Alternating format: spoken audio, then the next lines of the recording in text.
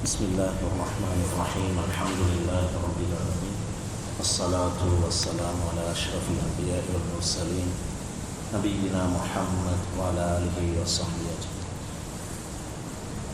ஒவ்வொரு திங்கட்கிழமையும் இஷாவுடைய தொழுகையை தொடர்ந்து இடம்பெற்று வந்து கொண்டிருக்கக்கூடிய மறுமை நாளுடைய சிறிய அடையாளங்களுடைய அந்த தொடரிலே இன்றைய தினம் நாம் பார்க்க இருப்பது மறுமை நாளுடைய சிறிய அடையாளங்களில் ஒன்றாக ஹதீஸில் குறிப்பிடப்பட்டுள்ள ஒன்றுதான் ஹவாரிஜிகள் என்ற ஒரு பிரிவினர் தோன்றுதல் வழியாக. மறுமை நாளுடைய அடையாளங்களில் என்றும் உள்ளதுதான் ஸல்லல்லாஹு அலைஹி வஸல்லம் அன்னவர்கள் அவர்களுடைய கண்ணியமான நபித்தோழர்களுடைய போங்குக்கு முரணான சில பிரிவினர்கள், சில குழுவினர்கள் தோன்றுதல் மறுமை நாளுடைய அடையாளங்களில் இன்றும் உள்ள ஒன்றாகும்.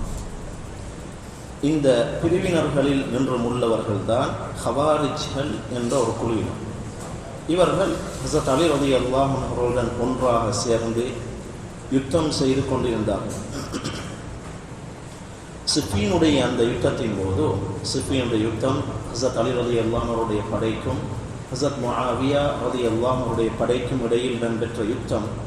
அந்த யுத்தத்தின் போது ஹஸரத் முஆவியா ரலியல்லாஹு அன்ஹு அவருடைய படையை விட ஹஸரத் அலி ரலியல்லாஹு அன்ஹுடைய படை வெற்றி கொள்வார்கள் என்று கொஞ்சம் முன்னேற்றத்தை அடைந்து சென்று கொண்டிருந்த அந்த வேளையிலே முஆவியா ரலியல்லாஹு அன்ஹுடைய தரப்பிலிருந்து ஒரு மனிதர் ஹஸரத் அலி ரலியல்லாஹு அன்ஹு நோக்கி குர்ஆனுடைய ஒரு பிரதி எடுத்துக்கொண்டு போய் சொன்னார், இதோ அல்லாஹுடைய வேதம் உங்களுக்கும் எங்களுக்கும் மத்தியில் இருக்குது என்று அதாவது கூறினார். ஹஸரத் அலி ரலியல்லாஹு அன்ஹு அவர்கள் அதை நான் ஏற்றுக்கொள்கின்ற விடயத்தில் மிக தகுதி வாய்ந்தவன் என்று கூறினார்கள்.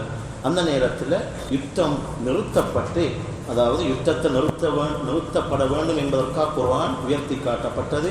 யுத்தம் நிறுத்தப்பட்டு தௌமத்துல் ஜந்தல் என்ற இடத்திலே ஒரு பேச்சுவார்த்தை இடம்பெற்றது. ஹஸரத் அலி ரலியல்லாஹு அன்ஹுடைய தரப்பில் இருந்து ஹஸரத் அபூ மூஸா அல்-அஷ்அரி ரலியல்லாஹு அன்ஹு அவர்களும், ஹஸரத் முஆவியா ரலியல்லாஹு அன்ஹுடைய தரப்பிலிருந்து அம்ர் இப்னு அல்-ஆஸ் ரலியல்லாஹு அன்ஹு அவர்களும், இன்னும் சில நபித்தோர்களும் ஒன்று சேர்ந்து அந்த இடத்தில், அதாவது இவர்கள் இருவரும் நடுவர்களாக இருந்து ஒரு பேச்சுவார்த்தை இடம்பெற்று அதாவது முடிவுக்கு வந்தது.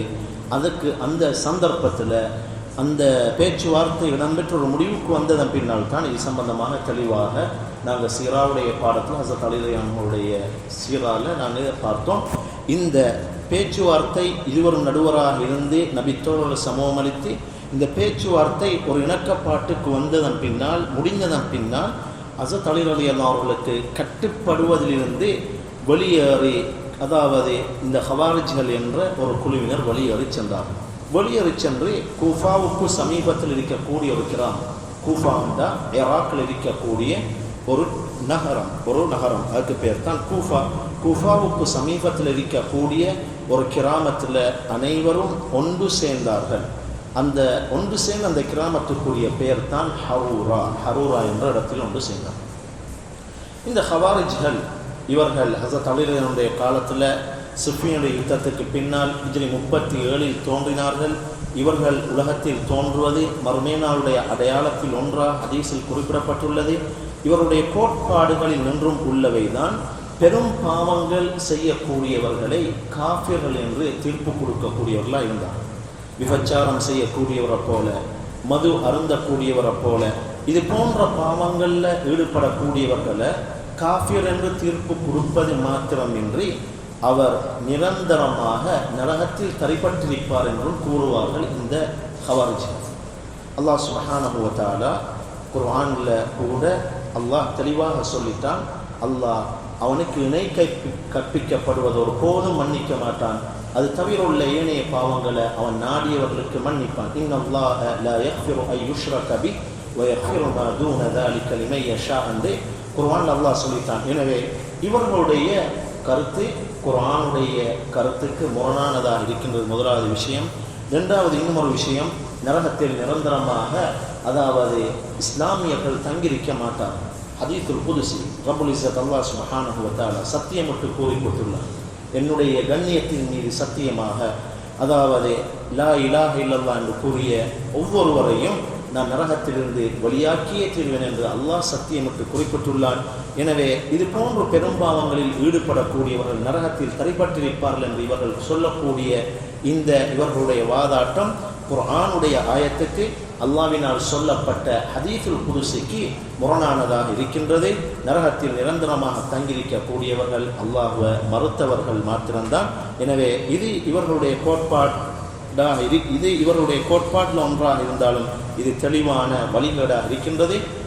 சத்தியம் என்னவென்றால், ஒரு முஸ்லிம் இந்த பெரும்பாவங்களை செய்தால் அவன் ஒருபோதும் காஃபிர் என்று தீர்ப்பு கொடுக்கப்பட மாட்டான்.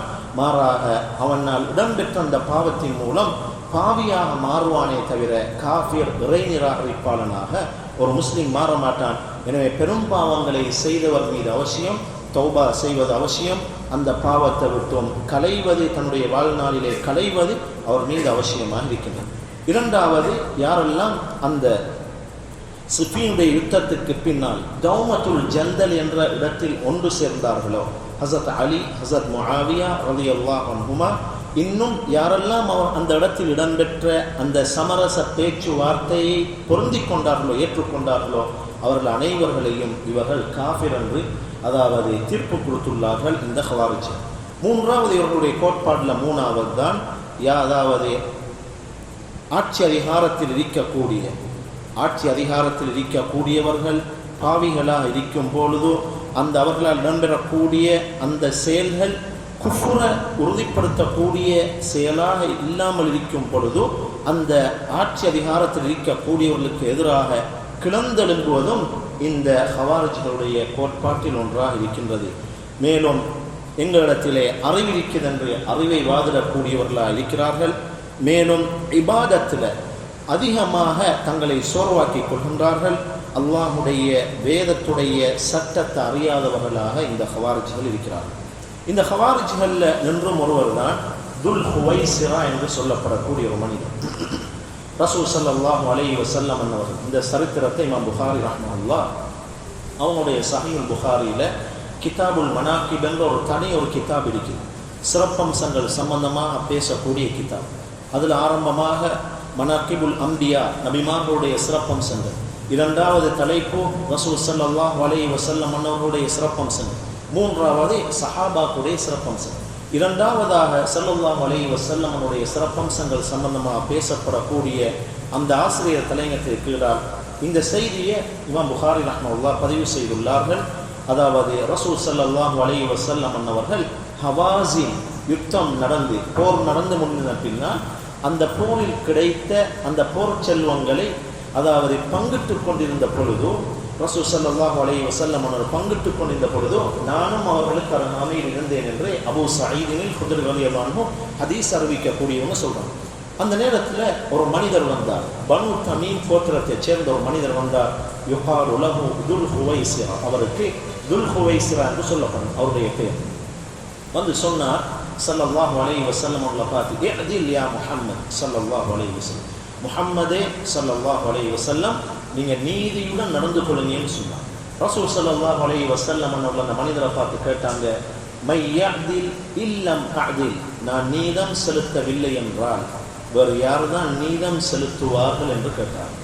கேட்டுவிட்டு சொன்னாங்க, கத் ஹிப்த வ ஹஸிர்த இதா லம் அகுன் அஅதில், நான் நீதமாக நடந்து கொள்ளவில்லை என்றால் நீ இழிவுபடுத்தப்பட்டு நீ நஷ்டமடைந்து விடுவாய் என்று ஸல்லல்லாஹு அலைஹி வஸல்லம் அன்னவங்க அந்த மனிதரை பார்த்து சொன்ன பொழுது ஹஸரத் உமர் ரலியல்லாஹு அன்ஹு அவர்கள் உடனே ஸல்லல்லாஹு அலைஹி வஸல்லம் பார்த்து சொன்னாங்க, அல்லாஹ்வுடைய தூதர் ஸல்லல்லாஹு அலைஹி வஸல்லம் அன்னவர்களே, இதன் லீ ஃபீஹி, அவருடைய விவகாரத்தில் எனக்கு நீங்கள் அனுமதி அளிங்க, ஃபஅத்ரிப உனுகஹு, அவருடைய கழுத்தை நான் கொய்து விடுகிறேன், வெட்டி விடுகிறேன் என்று ஹஸரத் உமர் ரலியல்லாஹு அன்ஹு அவர்கள் உடனே ஸல்லல்லாஹு அலைஹி வஸல்லம் அவர்களை பார்த்து சொன்ன பொழுது ஸல்லல்லாஹு அலைஹி வஸல்லம் சொன்னாங்க, ஹஸரத் உமர் ரலியல்லாஹு அன்ஹு பார்த்து, உமரே ரலியல்லாஹு அன்ஹு தஅஹு ஃபஇன்ன லஹு அஸ்ஹாபா அவ் கமா கால ஸல்லல்லாஹு அலைஹி வஸல்லம், அவனை நீங்கள் விட்டுடுங்க, ஏனென்றால் அவருக்கு சில தோழர்கள் இருக்கிறார்கள்.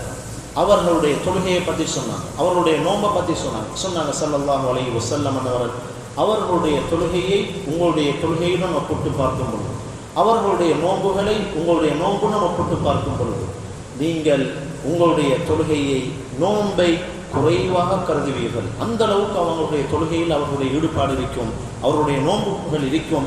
சொல்லிட்டு சொன்னாங்க ஸல்லல்லாஹு அலைஹி வஸல்லம், யம்ருகூன மினத்-தீனி கமா யம்ருகு ஸஹ்மு மினர் ரமிய்யா அவ் கமா கால ஸல்லல்லாஹு அலைஹி வஸல்லம். அம்பு, உதாரணமாக ஒரு வேட்ட பிராணிக்கு அம்பு எய்யும் பொழுதோ அந்த அம்பு உடலின் மறுபக்கம் வெளிப்பட்டு சென்று விடுவதை போன்றோ, யம்ருகூன மினத்-தீனி கமா யம்ருகு ஸஹ்மு மினர் ரமிய்யா, உடலின் மறுபக்கம் வெளிப்பட்டு சென்று விடுவதை போல் மார்க்கத்திலிருந்தே அவர்கள் வெளியேறச் செல்வார்கள் என்று ஸல்லல்லாஹு அலைஹி வஸல்லம் அவர்கள் சொன்ன இந்த செய்தியை இமாம் புகாரி ரஹ்மத்துல்லாஹி ஸஹீஹ்ல பதிவு செய்கிறார். அடுத்த செய்தி, ஹஸரத் அப்துல்லாஹ் இப்னு மஸ்ஊத் ரலியல்லாஹு அன்ஹுடைய அறிவிப்பு. ரசூல் ஸல்லல்லாஹு அலைஹி வஸல்லம் அவர்கள் குறிப்பிட்டுள்ளாங்க, இது முஸ்லிம்ல புகாரில ரெண்டையும் பதிவு செய்யப்பட்டுள்ளது. இந்த ஹதீஸுடைய ஆரம்ப வார்த்தையில் 2 அதாவது சொற்கள் வித்தியாசமாக உபயோகிக்கப்பட்டிருக்கின்றன. சொன்னாங்க ஸல்லல்லாஹு அலைஹி வஸல்லம், யஹ்ருஜு ஃபி ஆஹிரிஸ் ஸமான், புகாரில வரக்கூடிய அறிவிப்புல யத்தி ஃபி ஆஹிரிஸ் ஸமான் கௌமுன் அஹ்தாத்துல் அஸ்னான், புகாரில வரக்கூடிய அறிவிப்புல ஹுததாஉல் அஸ்னான். சொன்னாங்க ஸல்லல்லாஹு அலைஹி வஸல்லம், இறுதி காலத்தில் ஒரு கூட்டத்தினர் வருவார்கள். அவர்கள் அஹ்தாத்துல் அஸ்னான், ஹுததாஉல் அஸ்னான், அவர்கள் சிறு வயது இளைஞர்களாய் இருப்பார்கள். சுபஹாஉல் அஹ்லாம், இரண்டாவது தன்மை சொன்னாங்க. முதலாவது சிறு வயது இளைஞர்களாக இருப்பார்கள். இரண்டாவது சொன்னாங்க சுபஹாஉல் அஹ்லாம், அதாவது முதிர்ச்சியற்ற புத்தியுடையவர்கள் அற்றவர்களாக இருப்பார்கள். முதிர்ச்சியற்ற புத்தியுடையவர்களாக இருப்பார்கள், அதாவது அவங்களுடைய புத்தி சிறியதாக இருக்கும், சின்ன புத்தியுடையவர்களாக இருப்பாங்க. அதான் சொன்னாங்க சுபஹாஉல் அஹ்லாம். மூணாவது சொன்னாங்க யக்ரஊனல் குர்ஆன லா யுஜாவிஸு தராகியஹும், அவர்கள் குர்ஆனை ஓதுவார்கள், ஆனால் அது அவர்களின் கழுத்தெலும்பை தொண்டையை தாண்டி செல்லாது என்பதாக சொன்னார். மூன்றாவது சிறு குர்ஆனை ஓதுவாங்க, அது அவருடைய கழுத்தெலும்பை தொண்டையை தாண்டி செல்லாது. என்ன விளக்கம்? குர்ஆனை ஓதுவாங்க, ஒருமனே ஓதிட்டு போவாங்க, கருத்தை விளங்க மாட்டாங்க, குர்ஆன்ல சொல்லப்பட்டதை கொண்டு அமல் செய்யவும் மாட்டாங்க. யகூலூன மின் கௌலி ஹைரில் பரியா, ஸல்லல்லாஹு அலைஹி வஸல்லம் சொன்னாங்க, பூமியில் மிகச்சிறந்த சொல்லை எடுத்து சொல்வார்கள். பூமியில் மிகச்சிறந்த சொல்லண்டா 2 கருத்துக்கள் சொல்லப்பட்டிருக்கின்றன. ஒன்று குர்ஆன், திருக்குர்ஆன் பூமியில் மிகச்சிறந்த சொல், அல்லாஹுடைய கலாம். இரண்டாவது உலமாக்கள் இன்னும் சிலர் சொல்லியிருக்கிறாங்க, அதாவது ஹதீஸல் ஸல்லல்லாஹு அலைஹி வஸல்லம் கூற்று. அவங்க வமா யன்திகு அனில் ஹவா, குர்ஆன் அல்லாஹ் சொன்ன மனோ இச்சை பிரகாரம் எதையும் மொழியல. இன் ஹுவ இல்லா வஹி யூஹா, அவங்க மொழிந்ததெல்லாம் வஹி இறைச்செய்தி என்று சூரா நஜ்ம்ல சொல்லிக்கிறான். எனவே பூமியில ஸல்லல்லாஹு அலைஹி வஸல்லம் சொல்லப்பட்டதும் மிகச்சிறந்த சொல். எனவே ஹதீஸ் அவங்க அறிவிப்பு செய்வாங்க, ஆனால் ஹதீஸுடைய கருத்தை அவங்க விளங்க மாட்டாங்க, ஹதீஸ்ல என்ன சொல்லப்பட்டிருக்கிறத விளங்கி கொள்ள மாட்டாங்க என்று ஸல்லல்லாஹு அலைஹி வஸல்லம் அவர்கள் சொல்லிட்டு ஆரம்பத்தில் சொன்ன அந்த வார்த்தை மார்க்கத்தில் இருந்து எவ்வாறு அம்பு உடலின் ஒரு பக்கம் துளைத்து கொண்டோ மறுபக்கம் வழியால் வருவதை போன்றோ மார்க்கத்தை விட்டு வெளியேறச் செல்வார்கள் என்று ஸல்லல்லாஹு அலைஹி வஸல்லம் அவர்களால் குறிப்பிடப்பட்ட இந்த செய்தி புகாரி முஸ்லிம் ஆகிய 2 கிரந்தங்களில் பதிவு செய்யப்பட்டுள்ளது. எனவே இந்த ஹதீஸில் சொல்லப்பட்ட இந்த கூட்டத்தினர்கள் ஹவாரிஜ்களாக இருக்கிறார்கள். அவர்கள் இறுதி காலத்தில் தோன்றுவார் என்று ஸல்லல்லாஹு அலைஹி வஸல்லம் சொல்லிக்கிறாங்க. எனவே இறுதி காலத்தில் இவர்கள் தோன்றுவது மறுமை நாளுடைய சிறிய அடையாளங்கள் என்றும் உள்ள ஒன்றாக ஹதீஸில் குறிப்பிடப்பட்டதை வைத்து மார்க்க அறிஞர்கள் கூறியுள்ளார்கள். இறுதியாக இந்த ஹவாரிஜ்கள் தோன்றியதனுடைய ஆரம்பம், எப்பொழுது இவர்கள் உருவானார்கள், தோன்றினார்கள், இறுதி காலத்தில் வருவாங்க என்று சொன்னாங்க ஸல்லல்லாஹு அலைஹி வஸல்லம். ஆனால் இவருடைய உருவாக்கம் எப்போது ஆரம்பமானது? சிஃபினுடைய யுத்தம் ஹிஜ்ரி 37 நடந்தது. இந்த யுத்தம் முடிந்ததன் பின்னால் ஷாம்வாசிகள் தான் ஹஸரத் முஆவியா ரலியல்லாஹு அன்ஹுடைய குரு, இராக்வாசிகள் தான் ஹஸரத் அலி ரலியல்லாஹு அன்ஹுடைய குரு, அவங்களுடைய படை. இரு சாரார்களும் இரு குழுவினர்களும் அதாவது ஒரு சமரச பேச்சுவார்த்தைக்கு ஒன்றுபட்டு அந்த தௌமத்துல் ஜந்தல்ல எல்லாம் முடிந்ததன் பின்னால் ஹஸரத் அலி ரலியல்லாஹு அன்ஹு அவங்க கூஃபாவை நோக்கி திரும்பினார். கூஃபான்னு நான் ஆரம்பத்தில் சொன்னேன், தற்பொழுது ஈராக்கில் இருக்கக்கூடிய ஒரு நகரத்துடைய பேர் தான் கூஃபா. கூஃபாவை நோக்கி திரும்பிய பொழுது ஹவாரிஜ்கள் ஹஸரத் அலி ரலியல்லாஹு அன்ஹு அவர்களை விட்டு பிரிந்து சென்று விட்டார்கள். அவங்க பிரிந்து சொல்லும் பொழுது ஒரு கருத்தின் பிரகாரம் 8000 பேர் அவங்களுடைய படையில் இருந்தாங்க. இன்னும் ஒரு கருத்தின் பிரகாரம் 16000 பேர் இருந்தாங்க. அனைவரும் ஹரூரா என்ற இடத்தில் ஈராக்கில் இருக்கக்கூடிய கூஃபாவுக்கு சமீபத்தில் இருக்கக்கூடிய ஹரூரா என்ற கிராமத்துக்கு போய் சேர்ந்தாங்க. ஹஸரத் அலி ரலியல்லாஹு அன்ஹு அவங்க இந்த ஹவாரிஜ் என்ற இந்த பிரிந்து சென்ற அந்த குழுவினரை நோக்கி அதாவது பேச்சுவார்த்தை நடத்துவதற்காக அவர்களுக்கு விஷயங்களை தெளிவுபடுத்துவதற்காக இப்னு அப்பாஸ் ரலியல்லாஹு அன்ஹு அவங்களை அனுப்பி வைத்தாங்க. அவர்களுடன் தர்க்கம் செய்து விடயங்களை தெளிவுபடுத்தினாங்க நீண்ட விஷயம் இது. இதனால் ஹஸரத் அலி ரலியல்லாஹு சீராவுடைய பாடத்தில் அவங்களுடைய சீரால ஹஸரத் அப்துல்லா இப்னு அப்பாஸ் ரலியல்லாஹு அன்ஹு அவர்களுடன் செய்த தர்க்கம், அவங்க கேட்ட கேள்வி, அவங்களுக்கு கொடுத்த விடையை நான் அந்த இடத்துல சொல்லிவிட்டேன். ஹஸரத் அப்துல்லா இப்னு அப்பாஸ் ரலியல்லாஹு அன்ஹு அவர்களுடன் இடம்பெற்ற அந்த தர்க்கத்திற்கு பின்னால் சிலர்கள் ஹஸரத் அலி ரலியல்லாஹு அன்ஹு அவர்கள் கட்டுப்பட்டு நடக்கின்ற விடயத்துக்கு மீண்டார்கள். இன்னும் சிலர்கள் அவர்களுடைய வழிகாட்டிலே தொடர்ந்து தரிபட்டிருந்தார்கள். ஹஸரத் அலி ரலியல்லாஹு அன்ஹு அப்பொழுது கூஃபாவுடைய ஒரு பள்ளியிலே ஒரு பிரசங்கம் செய்தார்கள். பிரசங்கம் செய்து கொண்டிருந்த பொழுது பள்ளியுடைய நாலா புறங்களிலும் கூக்குரல் இட்டார்கள். யாரு? இந்த ஹவாரிஜியர். கூக்குரட்டு சொன்னாங்க, தீர்ப்பு என்பது அல்லாஹ்வுக்கு சொந்தமானது. மனிதர்களுடன் சேர்ந்து நீங்க தீர்ப்பு செய்கிறீங்க, நீங்க ஆட்சி செய்து கொண்டிருக்கிறீங்க. ஆனால் நீங்கள் அல்லாஹ்வின் வேதத்தை கொண்டு ஆட்சி செய்யவில்லை, தீர்ப்பு செய்யவில்லை என்று சொன்னாங்க. ஹஸரத் அலி ரலியல்லாஹு அன்ஹு உடனே சொன்னாங்க, அவங்கள பார்த்து, உங்களுக்கு எங்கள் மீது 3 விடயம் இருக்கின்றது. உங்களுக்கு எங்கள் மீது 3 விடயங்கள் இருக்கின்றன. முதலாவது சொன்னாங்க, பள்ளியை விட்டும் உங்களை நாங்கள் தடுக்க மாட்டோம். நீங்கள் பள்ளிக்கு வரலாம், தொழலாம், போகலாம், நாங்கள் தடுக்க மாட்டோம். மேலும் ஃபையிலிருந்து கிடைக்கக்கூடிய அந்த பங்கை உங்களுக்கு நாங்கள் தடுக்க மாட்டோம். ஃபை என்று சொன்னால் அதாவது கனிமத் ஒன்று இருக்குது, ஃபை ஒன்று இருக்குது. கனிமத்தண்டா அந்நிய மக்களோடு யுத்தம் செய்து யுத்தத்துக்கு பின்னால் அந்த யுத்த காலத்திலேருந்து கிடைக்கக்கூடிய போர் செல்வங்கள், இதுக்கு கனிமத்துன்னு அவங்க சொல்லட்டும். ஃபை என்று சொன்னால் அதாவது யுத்தம் புரியக்கூடிய அந்த காஃபிர்களிடமிருந்து யுத்தம் இன்றி கிடைக்கக்கூடிய செல்வங்கள், இதுக்கு தான் ஃபை என்று சொல்லப்படும். எனவே இந்த ஃபையில் இருந்து கிடைத்த இந்த பங்கையும் அதிலிருந்து உங்களுக்கு தருவதையும் நாங்கள் தடுக்க மாட்டோம்.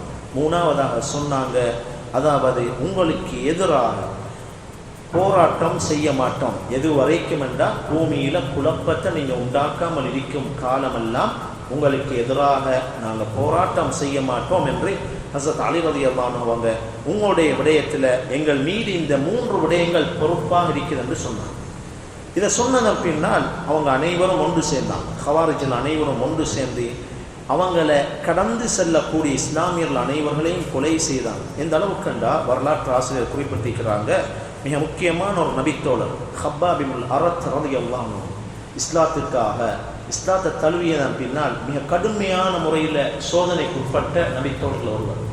ஹஸரத் உமர் ரலியல்லாஹு அன்ஹு ஆட்சி காலத்தில் ஹப்பாப் இப்னுல் அரத் ரலியல்லாஹு அன்ஹு அவருடைய முதுக அவங்க பார்த்து அழுத செய்தி கூட வரலாற்று நூல்களில் பதிவு செய்யப்பட்டது. அந்த அளவுக்கு நெருப்பு தன்னுக்கு மேல் வைக்கப்பட்டு இழுக்கப்படுவாங்க.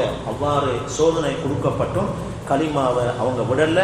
அந்த மிக முக்கியமான நபி தோழருடைய மகன் அப்துல்லா அவரை கொலை செய்தது மாத்திரமின்றி அவருடைய மனைவியுடைய வயிற்றை 2ஆக பிளந்தாங்க. ஹஸரத் அலி ரலியல்லாஹு அன்ஹு அவர்களுக்கு இந்த செய்தி கிடைத்த பொழுதோ எத்திய பொழுதோ கேட்டாங்க, அவரை கொலை செய்தவர் யார் என்று கேட்டாங்க. ஹவாரிஜில் சொன்னாங்க, நாங்கள் தான் அவரை கொலை செய்தோம். உடனடியாக ஹஸரத் அலி ரலியல்லாஹு அன்ஹு அவங்க படையை தயார் செய்தாங்க. அவரோட யுத்தம் செய்வதற்காக படையை தயார் செய்து நஹரவான் என்ற அந்த இடத்திலே ஒன்று சேர்ந்து யுத்தம் இடம்பெற்றது. அதாவது ஹிஜ்ரி 38 ஹிஜ்ரி 37 சிஃபினுடைய யுத்தம், ஹிஜ்ரி 38 நஹரவான் என்று சொல்லப்படக்கூடிய அந்த இடத்திலே அதாவது நஹரவான் என்ற இந்த யுத்தம் இடம்பெற்றது.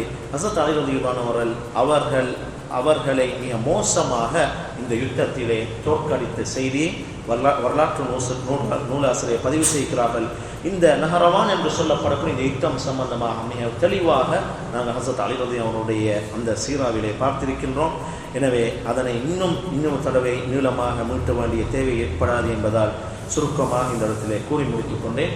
ரப்புல் இஸ்ஸத் அல்லாஹ் சுப்ஹானஹு வ தஆலா எவ்வாறு இந்த இடத்திலே என்னையும் உங்களையும் ஒன்று சேர்த்தானோ அதே போன்று நாளை மறுமை நாளில் ஹஸரத் ரசூல் ஸல்லல்லாஹு அலைஹி வஸல்லம் அவர்களுடன் அல் ஃபிர்தௌஸுல் அலா என்று சொல்லப்படக்கூடிய அந்த உயர்ந்த சுவன பதியிலே ஒன்று சேர்ப்பானா என்று வேண்டி முடித்துக் கொள்கிறேன். இன்ஷா அல்லாஹ் இதனுடைய தொடர் எதிர்வரக்கூடிய திங்கட்கிழமை இஷாவுடைய தொழுகையை தொடர்ந்து இடம்பெறும். சுப்ஹானக அல்லாஹும்ம பிஹம்திக் அஷ்ஹது அன் லா இலாஹா இல்லா அன்த அஸ்தக்ஃபிருக வ அத்தூபு இலைக். ஸல்லல்லாஹு அலா முஹம்மத் ஸல்லல்லாஹு அலைஹி